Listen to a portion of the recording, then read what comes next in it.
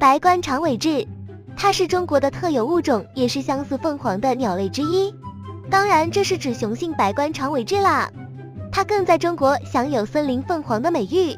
白冠长尾雉体长有70厘米，它的尾羽有80厘米那么长，几乎要比它自己本身的身体还要长。它的头部花纹黑白色，显得颈部像带有黑色环带，以及上体金黄，而黑色的腹部带有羽圆呈鳞状。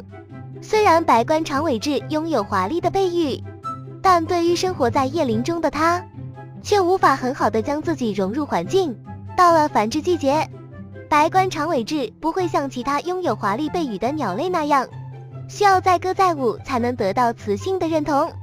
它只需往那一站，展示自己强壮的身体以及超长的尾羽，就可得到雌性的认可，简直是妥妥的霸道总裁。